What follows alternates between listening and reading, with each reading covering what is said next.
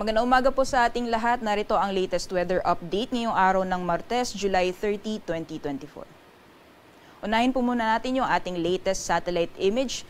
Sa kasalukuyan po ay patuloy pa rin natin binabantayan itong low pressure area na huling namataan sa layong 480 kilometers north-northeast ng Itbayat, Batanes. And kung makikita po natin, halos papalabas na po, nasa boundary na po siya ng ating Philippine Area of Responsibility. Kaya sa mga susunod na oras, inaasahan po natin na lalabas na po siya ng PAR at hindi na po makakaapekto sa anumang bahagi ng ating bansa.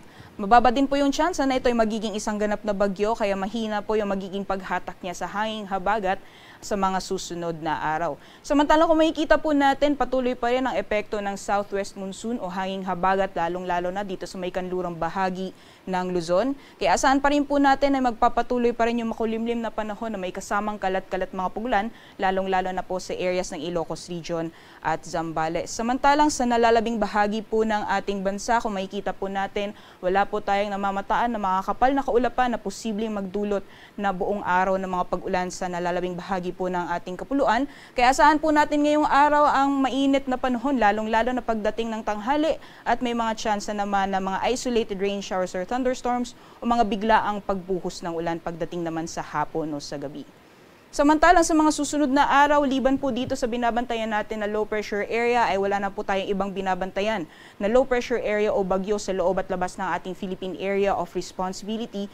Kaya asahan po natin sa mga susunod na araw hanggang sa darating na weekend, magpapatuloy yung mainit na panahon sa malaking bahagi ng ating bansa.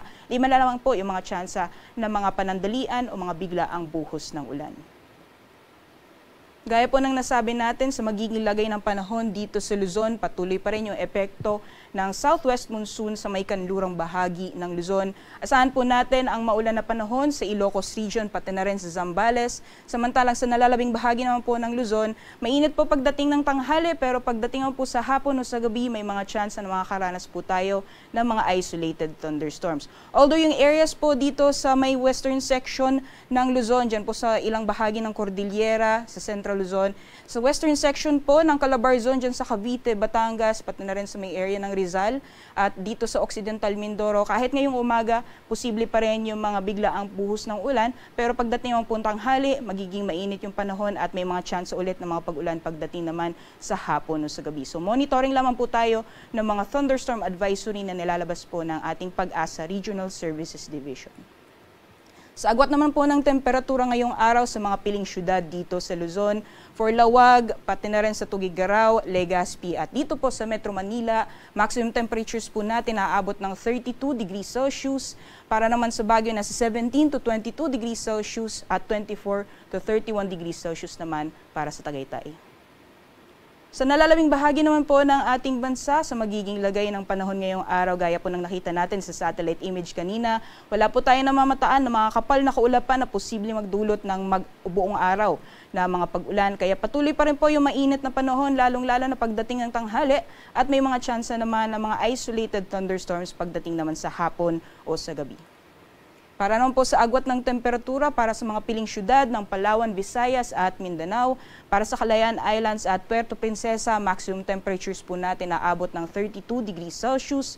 Para naman sa mga piling syudad dito sa Visayas, for Iloilo at Cebu, maximum temperatures po natin naabot ng 32 degrees Celsius. 25 or 26 to 31 degrees Celsius naman para sa Tacloban. Dito po sa Cagayan de Oro, maglalaro mula 26 hanggang 32 degrees Celsius. 32 degrees Celsius maximum temperatures din para sa Davao.